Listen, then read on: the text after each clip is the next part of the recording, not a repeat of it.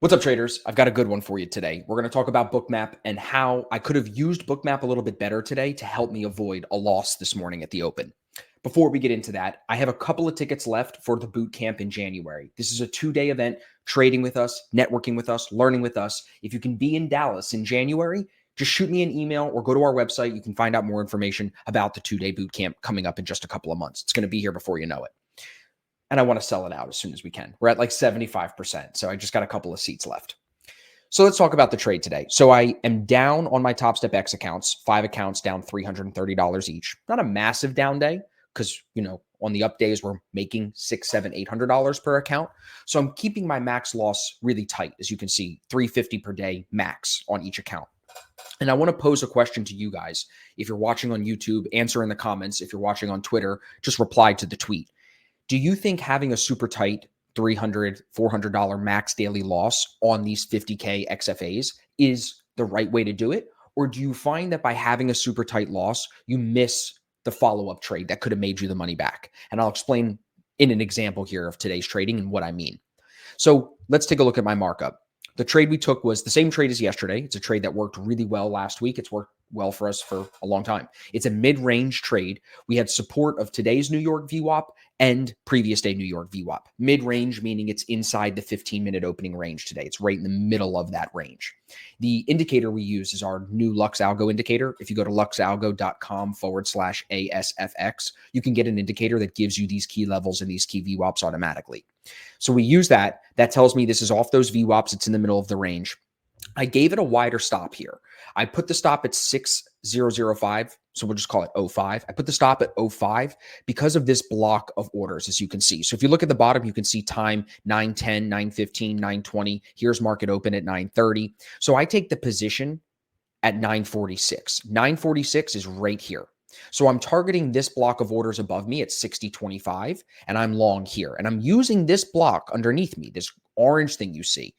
That was the thickest part of orders on the book at the time. So I was using that as support. What I should have been doing is saying, hey, that could fill because it's the thickest block right now. If that fills, we could go lower. And look at the size of the volume ball right here. See how we fill it on heavy selling volume? That's why we continue lower here as price goes down underneath 6,000. So that filling on the selling volume invalidated the trade idea. I ended up getting stopped out of this here at that first pump lower. So in hindsight, what I think I could have done better, I could have kept a tighter stop on this. I could have put the stop at the opening range low and just not let myself take as much of a loss. And I might still have some firing power today, to be honest. The system for this mid-range long really does say the stop should be at 012. I just used the Bookmap orders to say, hey, I want to give it a little bit more space. So I think either I should have been in with the tighter stop or I shouldn't have been in it at all, knowing that this big block of orders was underneath me.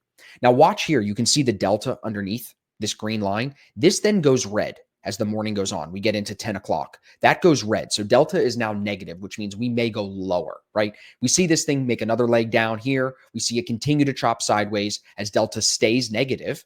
Price starts to slowly rise as the morning goes on by 11:30. If we go to the chart here, you'll see by 11:30, we're now above previous day New York VWAP and today's New York VWAP. So the way that I have this marked to find that second trade of the day that if I had more firing power, I maybe would have taken is this. So you see buyers finally step in here at about 10:30. Sellers try to regain control underneath today's New York VWAP here. They can't hold it. So that's a retest of the buyers saying, hey, we're here. Even here, a couple of retests of that New York VWAP saying we're here. So some of the guys in the Black Shirt Club, our group, some of the guys traded long from bottom of range to top of range, and that's a great trade. I like the breakout and then the retest of opening range high at 60.20. That goes to 60.32. So my trade was at 60.17. The price we're at right now is 60.30. So we're higher than my entry this morning. So my bias on the longs wasn't wrong. I was just early. And by being early and having a tight max loss, I take myself out of the game for the day, and then I can't take advantage of this move here.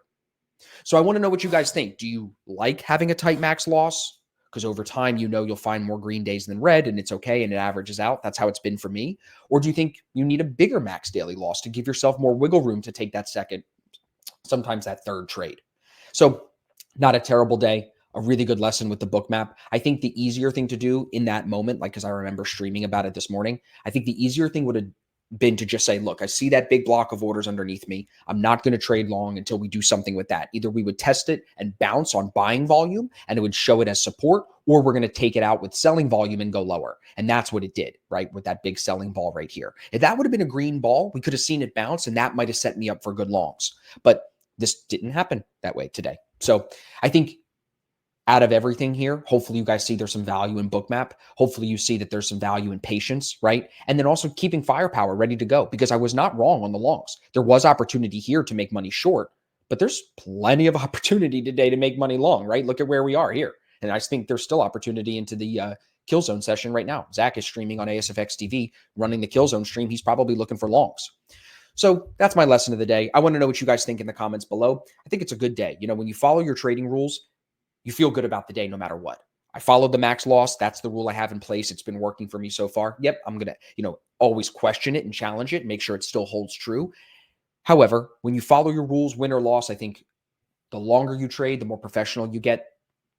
You almost don't even remember how much you make or lose because you just took good trades or you didn't take good trades. That's when you really are in tune with your system.